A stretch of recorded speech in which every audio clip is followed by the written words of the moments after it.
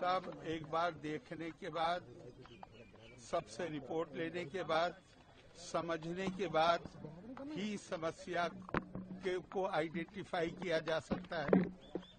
लेकिन एक बात बिल्कुल पक्की है कि वातावरण मुझे ऐसे लगता है कि जहां जिनको डिसिप्लिन एनफोर्समेंट की जिनकी जिम्मेदारी है, क्रिमिनल एक्टिविटीज के चलते उनके मन में भी भय, और ये क्रिमिनल्स जो बातों से लगा वो ज्यादातर वो हैं जिनका यूनिवर्सिटी से कोई संबंध नहीं। अवैध कब्जा करके वो हॉस्टल के कमरों पर बैठे हुए हैं और जाहिर है फिर उनका प्रभाव छात्रों पर भी पड़ता है। तो मैंने प्रेसिडेंट स्टूडेंट्स यूनियन उनसे भी कहा है कि ये केवल जिम्मेदारी यूनिवर्सिटी अथॉरिटीज की नहीं होती है। मैं अपने तजर्बे से भी कह रहा हूँ, मैं यूनियन का, सेंट्रल यूनिवर्सिटी की यूनियन का सेक्रेटरी भी रहा हूँ, प्रेसिडेंट भी रहा हूँ। सभ्य समाज वो होता है जहाँ पुलिस के डंडे से नहीं बल्कि स्वतः अनुशासन स्वीकार किया जाता है। इसको कहते हैं एनफोर्समेंट ऑफ द अनएनफोर्सिएबल। तो यूनिवर्सिटी के अंदर तो एक जमाना वो था जब हमें ये अच्छा नहीं लगता था कि यूनिवर्सिटी को, पुलिस को यूनिवर्सिटी अथॉरिटीज किसी मामले में बुलाएं। हम कहते थे कि आपका काम है अनुशासन लगना, अनुशासन को लागू करना। लेकिन आज अकेले पटना यूनिवर्सिटी नहीं, और भी यूनिवर्सिटियों में हमारी बदकिस्मती है कि मैं ये यूनियन की प्रेसिडेंट मौजूद है, मैं इनके सामने कह रहा हूँ ये कि यूनियन का जो उद्देश्य है वो उद्देश्य होता है, एक काम हमारे टीचर करते हैं क्लास में, हमें ज्ञान देने का काम करते हैं। एक प्लेटफॉर्म प्रोवाइड किया जाता है बच्चों को उनके व्यक्तित्व के निर्माण के लिए, जहां वो अपनी संवाद शक्ति को, अपनी वाक कला को, उसको विकसित कर सकें।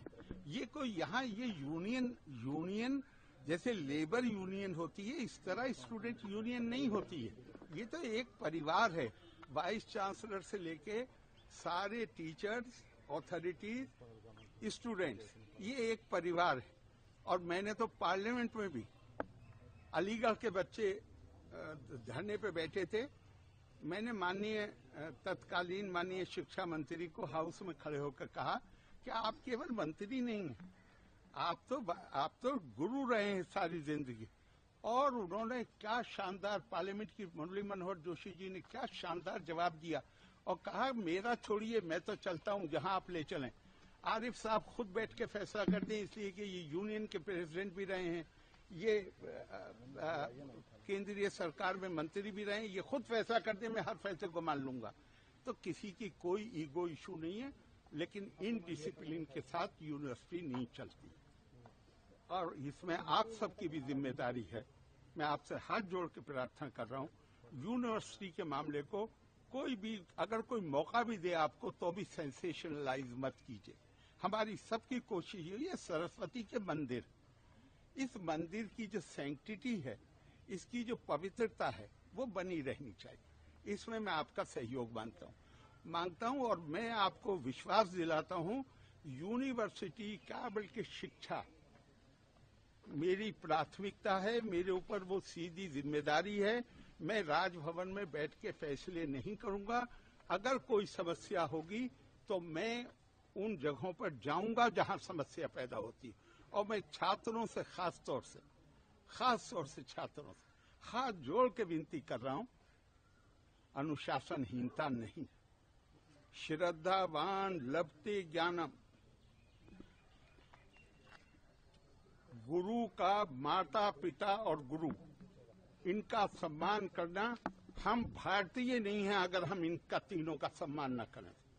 और हमारी जिम्मेदारी, जो अथॉरिटीज हैं, जो टीचर्स हैं, उनकी जिम्मेदारी है कि ये आपके परिवार के बच्चे हैं। जैसे आप अपने बच्चों की से गलतियां भी होती हैं, बच्चों से जैसे डील करते हैं, ऐसे इनसे डील करिए। बहुत बहुत धन्यवाद।